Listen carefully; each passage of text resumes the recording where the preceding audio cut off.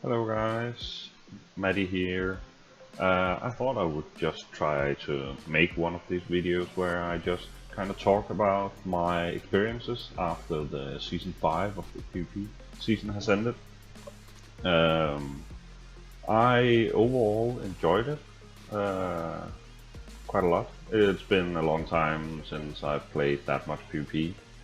Um, so I thought I would just go through some thoughts I've had with the whole season and how it went in regards to the different aspects there may be. Um, so I've been playing um, some. I started out playing my druid, which I thought I was, let's say, above average. I'm not at all a professional player in any way, and I make a lot of mistakes. I am well aware of that and try to rectify them when I notice I could do better. But I thought after playing so much Druid in the past that I would do quite well with Druid. So I started out with my placement matches, and ended up doing 50-50, ending up in silver, I believe, um, which was all right.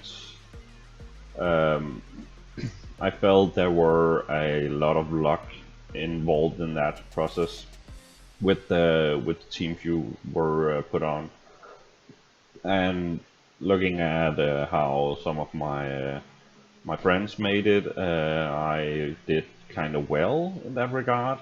Um, but yeah, it was fine. It's nothing really there. After the placement matches, I climbed to start gold tier 1 on my druid, and for some reason I wasn't able to get any further. I tried to look at how I did in my matches, and I didn't really feel I'd made some crucial mistakes that would make me lose the game. So I'm kind of unclear why I was never able to really go higher than that. But it ended up just being frustrating. So I ended up just not giving a damn, to be honest, about my placement in the end. And after that, just took my necro and thought, well, okay, if it can't be anything different, I'll just go on my necro, because I've always enjoyed necro plays in PvP. There's not much to it other than just killing people, and that's basically your only job, just pumping out as much damage. So it can be quite casual in some way, in what your job is in the match. Um, in the start, I tried out Condi and played around 10 to 15 matches. So but I never really felt that I had the amount of pressure I would like, so I just switched over to power instead. In the lower leagues, I didn't need that much power necro for some reason. I felt after switching to power that I did a lot better, because the pressure is instant and there's no wind up when you join a fight. So you're just instantly dealing out the damage, and with the amount of boon corruption uh, that you have being on your traits, if we can just have a look really quick. You have your spiteful spirit on entering Death Route. Find that really nice. I had a lot of fun with that, clipping people that were trying to get away. And then you also have the same on your axe, of course, and the same skill. Blah, blah, blah. I found that very useful. And there's no better feeling than people trying to run away with a tiny amount of health, and you just switching into Death Route just to clip them on the edge. That felt really good. Other than that, it was just fun. And with Necro, for some reason I was able to climb to Platinum, which was fine. As said, I'm not a professional player in any kind of way, and don't see myself as being one of the cool guys that are just really awesome. So I was quite happy with my with my placement, ending up in lower platinum. That's fine with me. So yeah. Other than that, it's just basically a standard power necro I've been running. Nothing special at all. Axe Warhorn. I did end up going with the build on Meta Battle for a start. Then I ended up switching out the sigils because I got tired of if I was caught on staff and wanted to go into Shroud. I kind of wanted to have my air sigil and might. Meta Battlers suggested having hydromancy and air, I think. But since your might application kind of fuels your Blighter's Boom, I felt a lot of times that then I was missing that if I was caught out on staff. So I just ended up going with it on both. Other than that, I choose to have Rise because damage reduction. I'm unsure how much it really does. I had very mixed feelings of running it, but it was nice. Usually, it was nice to run against Mesmers, or if there was Mesmer about, or another Necro which has just popped Rise, since you have a lot more targets all of a sudden. Other than that, I have been really happy about running Suffer, especially against Kandi Necromancers running Rise, or Mesmers, since you just transfer so many conditions because they have such a large amount of targets usually. Other than that, it's just nice because it's applies chill, so it can be used kind of offensively, if you will. It's not great when you're only against a single target. That said, it didn't bother me much. Other than that, Spectral Armor, Tilted Bone. Nothing much to say there really. Overall impressions on the whole MMR thing. I think it's fair. The issue is that since you're in a system where you can get a random team, you can't really do much about it, and you will end up in some huge losing streaks, and it's frustrating to just see your rating plummet through when you've just caught up, ending up you having to try to build it up again. I've heard people gaming the system. I never really worked with that and just played. So when I had losing streaks of 10 games in a row, and you're just like, what is going on? I kind of just build it up the way you're supposed to, I guess. So yeah. Other than that, I think it's fair. I can see there are some small minor things they would maybe want to look into, but I've saw in the latest patch with the Head of the Snake that they made some changes to how volatile it will switch around your rating with decay and such, which would probably resolve some of the issues with people gaming the system. So I'm looking forward to Season 6, that's for sure. Other than that, the current balance as of this video, I didn't as such have that many issues. Thieves, if it was a good thief, I couldn't really do anything. I'm a Necro.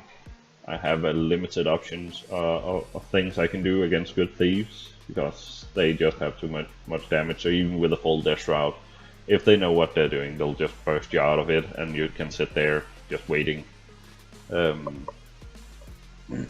So That's fair. I accept that. That's a part of playing Necro. You are the prime target. You can't really do much about it. So you can learn to kite, and I've learned that the hard way, because sometimes you just in the start fights, when you go in, you just have 4 people on you in a matter of seconds, and you can just sit there doing literally nothing. I found different tactics of just waiting, basically. Let the fight start and then join. It helped sometimes, but usually when you get up a bit in the leagues, people start to be good at focusing, and you can feel that. But that's part of life, I guess. Regards to the current balance, yes. I find that most classes are basically equal. They are able to do different stuff in different ways, and that's how it should be, or else it's not going to be interesting. Then we'll all just be playing the same class, and it won't be fun. There's no reason for us to play then. So I find that is really good. I had issues with warriors. I feel warriors is a bit over the top in some regards, with the stun locks, the conditions, direct damage on top of that. I don't know if it was just me playing a Necro or not really investigating enough on the matter of how the warriors work. I tried different things, but I always felt that they just had a lot of stun locking, which could be very, very frustrating.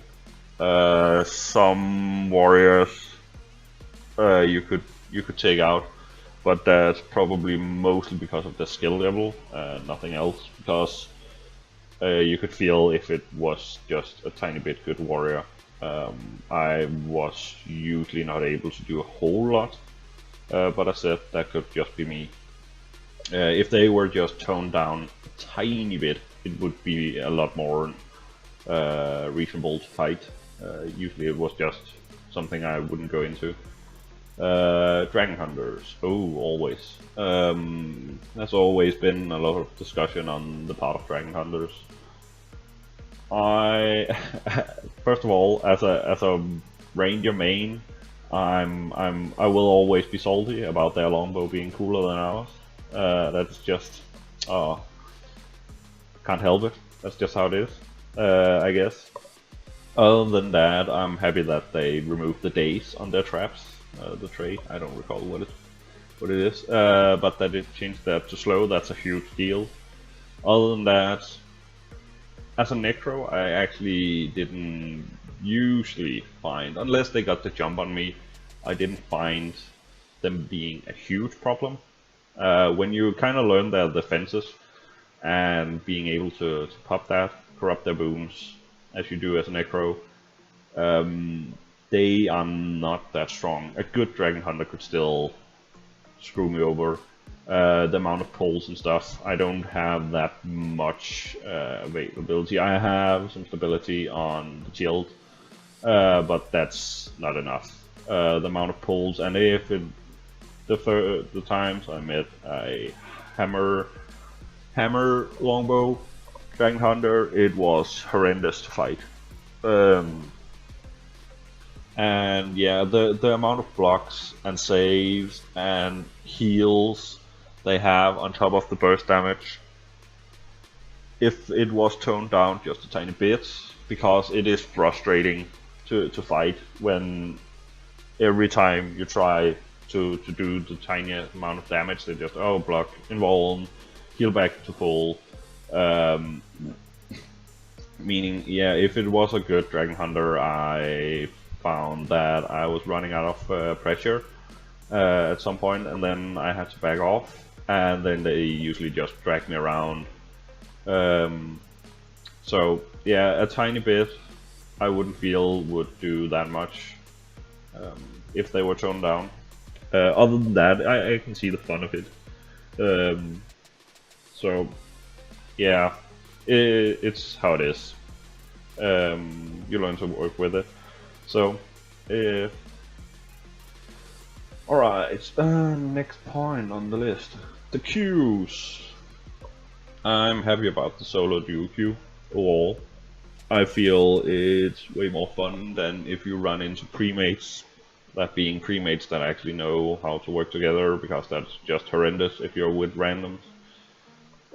So I feel it's fair also for the way it works with the MMR system. And they should keep that, even maybe go down to only solo queue, to be honest. I wouldn't mind that at all. But yeah, solo duo queue, I feel that is something they need to keep. I can see people being sad about not being able to play with 4 of their friends, having a team if they have that in already when the season starts, and then they kind of want to continue and play together and such. I can see that. That being, solo duo queue is a lot more accessible by more people, and usually makes it more fun overall. So I feel that is something. Then if the PvP scene really takes shape and a lot of people start coming in, then maybe there could be a look into some kind of team queue for 5 people. That being said, maybe they could end up with queue times being like well over 10 minutes, and that would have to be something that needs to be taken into account. So yeah, I can't say as much. I don't have any data on how it went as such. I'm sure ArenaNet have a lot of data pulled up that they will look into for the next season, and we'll see.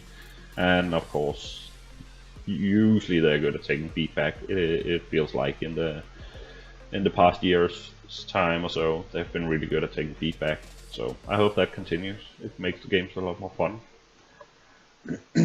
So the biggest gripe of the season, the mentality. Holy Christ. I've ended up with a tab on my chat called PvP. What is available in that is guild chat. That's it.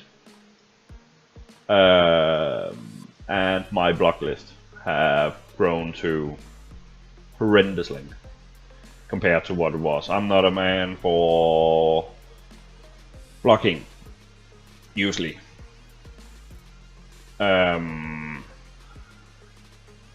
But yeah, holy. What is the worst thing is, yeah, I know, it's online. It's people want to win, all that stuff. I can do that myself, be a bit ragey. I'm usually not a person to type because I'm playing, so I don't want to sit and type because it takes me out of the game. But yeah, when the flaming starts, it's fair. I can see people want to win. We are all in it together, if you will. All sacrificing rating if we lose. But damn, nobody plays better if they're told they're shit. Everybody makes mistakes. I can see that. And that should be something. We are not playing for money in any way, any of us. I'm pretty sure. At least not the ones I've played with. I'm pretty sure there's not one of them being involved that is losing money on the thing. So with the amount of flaming that's been, it's really been horrendous. I've never experienced anything in PvP at any point. Yeah, ending up just not having map chat or anything available.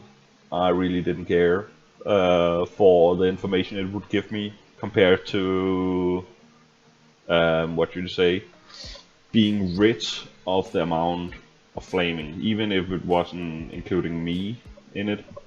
Just watching it, knowing it, that people are just going ham on each other. Holy Christ! Could really trigger. The issue is, even if you don't care or anything, it can still be triggering and affect your gameplay, even if you're just it's just online, and it's fine, and it doesn't matter, and they can't hurt me. That's fine, but it's still triggering to see the amount of insult being thrown around. I didn't even experience that kind of abuse when I played League. of Legends. So that was something new. Also, seeing how the game is going and seeing the amount of flame, and then just compare and see that your points is not going up as fast as they could if people just focused instead of just raging at each other, and fights being lost because people are busy typing. That's just horrendous to watch. Um, then I'll just rather watch them lose the fight, and that's it. Instead, it triggers me way less. So yeah, I ended up with a specific tab just to get rid of that, because that was probably the worst thing. I don't know how much can be done about that. It would mean arena, it would have to be very, very hard and actually use uh, any reports being made about verbal abuse and look into that. And I don't know if that's something they even have the time for. It would be a huge investment, because I'm pretty sure there is a lot of people reporting each other for verbal abuse. I know I've reported some. Also know there is a big chance that nothing will be done about it. But that's how it is. As such, I don't know if it is something that can be fixed for the future seasons, but we'll see. Other than that, I have my tab, and I'll just don't give a crap about what's going on in map chat if there is any information I should need. I can see still pings on the map, so that's fine, and I can still see path icon and know which fights I should go for and not. So yeah, that's just how it's going to be if I am to enjoy the game, and that is a bit more important to me, to be honest. So yeah, other than that, it was a good season. I found it very, very fun. Um, found a lot of enjoyment in my necro again. Been just lying, waiting, sitting, doing nothing for a long, long time. So it was fine. It was fine. So yeah, other than that, I'm looking forward to the next balance patch, see what shake-up it's going to do, see if something that's not quite viable now becomes viable. I'm still dreaming of the day I can bring my shortbow ranger into the game again, because that was a lot of fun, but it's just not working, even with the new amulet. What was it? Dead shot. I tried that. It worked, kinda. But yeah, it's just not. So yeah, I'm hoping for a big shake-up with the next balance patch. I want to see more new builds, because that's always fun to try something else than the standard things. So let's see for that, and hope that there will be some improvements for season 6. Yeah. Oh yeah, and the rewards. Rewards were fine. I wasn't one of the guys going in. I was happy to get a full ascended set of gear. Don't get me wrong. I play PvE mostly, so it's always nice to just get that. But just going in here. Other than that, the whole chest thing here, I found that was really nice. It gave good money. I feel that's something that needs to be there. People want to be rewarded for their efforts. That's fair. I can see why people are still a bit on the edge with the amount of rewards in World War World. I also feel that with the amount of play. So yeah, this I feel this is a good system for giving people a reason to keep playing, since they feel they get something from it. So yeah, if they can continue to build on this, and I don't really feel they need to increase the amount of with the ascended thingies, ascended shards of glory things to get gear. I feel it was quite fair with the total amount you get. You get a full set of ascended gear. You can't complain really, to be honest. And you also have the option to do weapons and stuff. So I feel that's quite fair. And I have seen there's been a lot of complaints about, oh, PvE people coming in here and just losing games and such.